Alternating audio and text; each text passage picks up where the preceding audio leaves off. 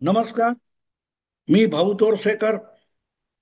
मित्रांनो, विश्लेषणात्मक बोलताना विषय लांबत जातो आणि म्हणूनच काही छोटे छोटे पण मलाही लक्ष वेधून घेणारे वाटतात अशा विषयावर छोट्या छोट्या प्रतिक्रिया द्याव्या असा विचार केलाय. आणि त्यातून हा मी नवा प्रयोग करतोय, ज्याचं नाव मी छोटा पॅक असं ठेवलेलं आहे. 5-7 मिनिटाचे व्हिडिओ त्यात असतील. काल 1 नोव्हेंबरला मी ज्या वेळेला तो मोर्चा बघत होतो, विराट मोर्चा, फॅशन स्ट्रीट, मेट्रो सिनेमा ते बीएमसी असा जो मोर्चा होता, त्या मोर्चामध्ये खटकणारी एक मोठी गोष्ट मला जाणवली. ती म्हणजे संजय राऊत आणि एक घोषणा. शिवसेनेच्या आरंभापासूनच्या म्हणजे 1966-67 पासूनच्या कुठल्याही कार्यक्रमामध्ये, कुठल्याही समारंभामध्ये एक घोषणा हटकून गगनभेदी घोषणा असल्यासारखी झालेली आहे. आणि ती घोषणा आहे, आवाज कुणाचा. 1 नोव्हेंबरच्या विराट मोर्चामध्ये ही घोषणा कुठेही मला तरी ऐकू आली नाही. मी अर्थात टीव्हीवर त्याचं थेट प्रक्षेपण बघत होतो, पण ही घोषणा मला कुठेही ऐकू आली नाही.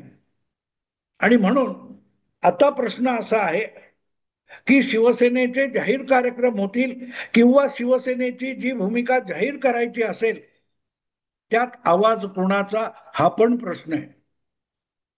कारण गेल्या जवळजवळ 5-6 वर्षामध्ये आवाज कुणाचा म्हणजे संजय राऊतचा ही वस्तुस्थिती आहे. आणि संजय राऊतचा आवाज म्हणजे शिवसेनेचा आवाज हे एक जनमानस झालेलं आहे. त्यामुळे उद्धव ठाकरे काय बोलतात, काय म्हणतात, यावर सामान्य माणसाचा कदाचित विश्वास बसणार नाही. पण संजय राऊत जे बोललेत, ती उबाठा शिवसेनेची अधिकृत भूमिका आहे असं लोकांना आता पक्क वाटायला लागले. आणि असे संजय राऊत जर अचानक कोणते प्रकृती बिघडल्यामुळे किमान 2 महिने म्हणजे 2026च्या नववर्षाची सुरुवात होईपर्यंत सार्वजनिक जीवनातून बाजूला होणार असतील, बोलणार नसतील, गर्दीपासून दूर राहणार असतील, तर मग उबाटा शिवसेनेचा आवाज म्हणजे कोणाचा आवाज असा प्रश्न निर्माण होणं स्वाभाविक आहे. मग तो काही मुठभर पत्रकारांसाठी असेल, तसाच तो शिवसेनेच्या अनुयायांसाठी सुद्धा असेल. आणि म्हणून मग संजय राऊत यांच्या जागी नित्य नेमाने शिवसेनेची भूमिका किंवा शिवसेनेचं जगातल्या कुठल्याही गोष्टीवरचं मत कोण व्यक्त करणार, हा गंभीर प्रश्न आहे. तुर्कस्तान पासून पाकिस्तान पर्यंत आणि बांगलादेश पासून बंगाल पर्यंत, तमिळनाडू पर्यंत शिवसेनेची भूमिका वेळोवेळी काय आहे हे आपल्यापर्यंत पोहोचवणारा एकच आवाज आहे, तो म्हणजे संजय राऊत. आणि आता संजय राऊत यांनीच बोलायचं नाही किंवा 2 महिन्यासाठी बोलायचं नाही असं ठरवलं, तर मग प्रश्न गंभीर होतो की कुणाचा आवाज म्हणजे शिवसेनेचा आवाज, याचा खुलासा व्हायला पाहिजे. अर्थात थोडीफार चर्चा अशी आहे की संजय राऊत यांच्या जागी सुषमा अंधारे यांना प्रमोशन दिलं जाईल. आणि ती अपेक्षा मी चुकीची मानत नाही. तुम्हाला आठवत असेल तर त्या ईडीने घातलेल्या छाप्यानंतर त्या पत्राच्या प्रकरणामध्ये संजय राऊत यांना अटक करण्यात आली आणि तुरुंगात डांबण्यात आलं होतं. ते जवळजवळ 100 दिवस नरकातल्या स्वर्गामध्ये संजय राऊत वास्तव्य करत होते. त्या कालखंडामध्ये गळ्यातला गमछा काढून गोल गोल फिरवण्यापर्यंत सगळीच्या सगळी डिट्टो नक्कल तोतयगिरी सुषमा अंधारे यांनी केली होती.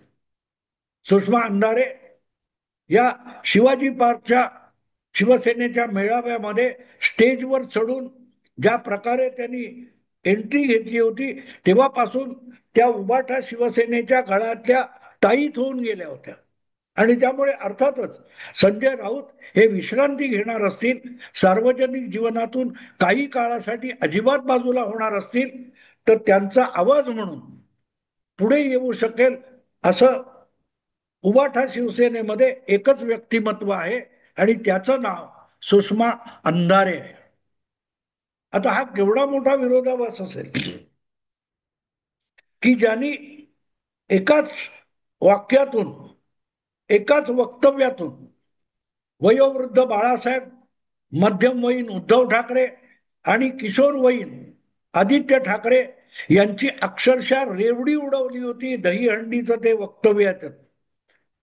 अशा सुषमा अंधारे आता उबाठा शिवसेनेचा आवाज बनण्याची शक्यता आहे. अर्थात हे होईल की न होईल हे नजीकच्या काळात आपल्याला कळेल. संजय राऊत यांचा जो स्टॅमिना आहे, वडाची साल पिंपळाला लावून त्याला नारळाची फळं आणणं, हे जे काय संजय राऊत यांना साध्य झालेलं आहे ते सुषमा अंधारे यांना साध्य होईल का मला माहिती नाही. पण एक गोष्ट आहे की शिवसेनेचा आवाज म्हणजे कुणाचा आवाज याचं उत्तर नजीकच्या काळात उद्धव ठाकरे यांना द्यावं लागेल. मी आत्ता थांबतो. नमस्कार.